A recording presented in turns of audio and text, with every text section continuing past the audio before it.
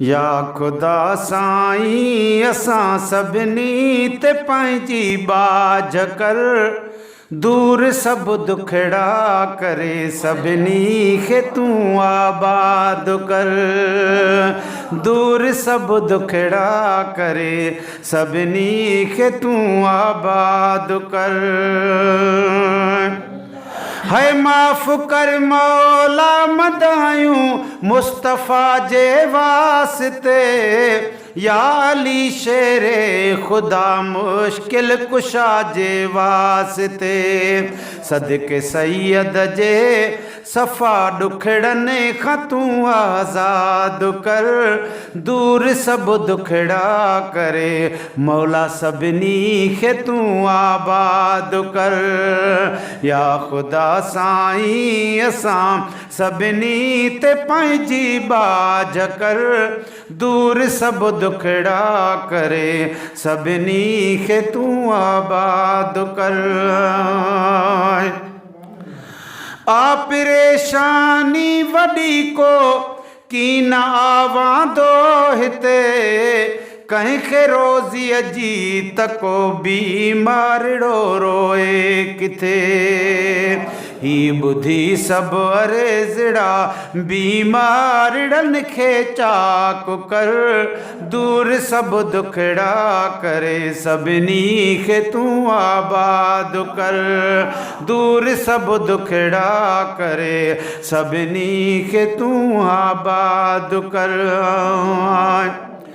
है कोन आहे कोन आ कहीं खे सुकूं ही दौर वियो अहिड़ो अची, वही हली मोहब्बत सचाई कीन आकाश बची।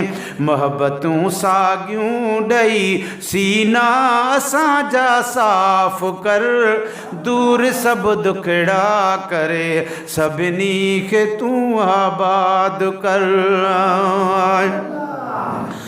है जे ॾिना बचड़ा अथई बख़्शे तूं ॾींदे या खुदा, है सभु हुजनि सुखिया सदाई ख़ुशि रहनि साईं सदा।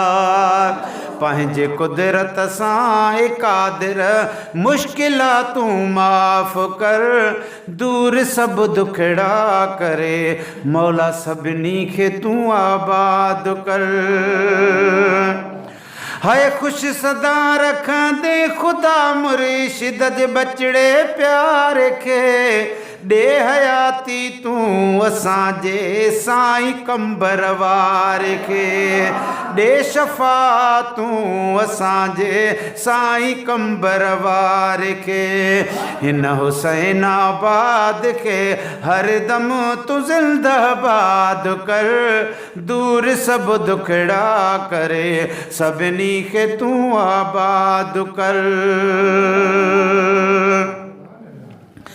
या मुंहिंजा अल्लाह साईं सिंधड़ी थी तोखे सॾे, तूं कंदे वार त जीअं जी जलख को ॾुखड़ा न ॾे।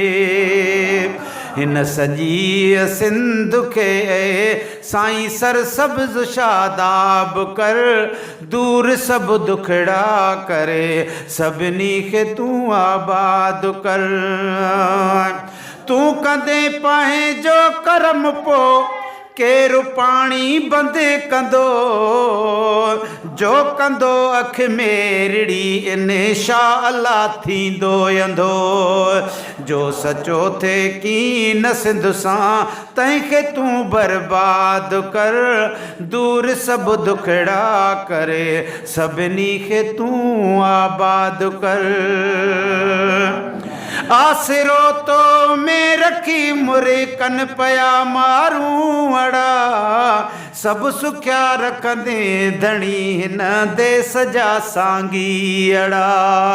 सभु सुख्या रखंदे सदा हिन देस जा सांगी अड़ा। हिन सॼी मेहराणी जी तूं फसुलड़नि में वाध कर, दूर सभु दुखड़ा करे सभिनी खे तूं आबाद कर। आसिरो तो में आहे आमदीन जे घोट में, खुश रहन मारूं अड़ा सब पंहिंजे पंहिंजे ॻोठ में कर्म जा साईं सणायूं तूं भलो अलनाज कर दूर सब दुखड़ा करे सभिनी खे तूं आबाद कर ओ या मुंहिंजा मौला ॿुधी माशूक जा ही अर्ज़ड़ा बानड़नि पंहिंजनि जा रब तूं माफ़ कर सभु मरेज़ड़ा सू मेरे सूदो सभिनी जूं ही सदाऊं साब कर दूर सब दुखड़ा करे सभिनी के तूं आबाद कर या ख़ुदा साईं असां सभिनी ते पंहिंजी बाज कर दूर सब दुखड़ा करे सभिनी खे तूं आबाद कर।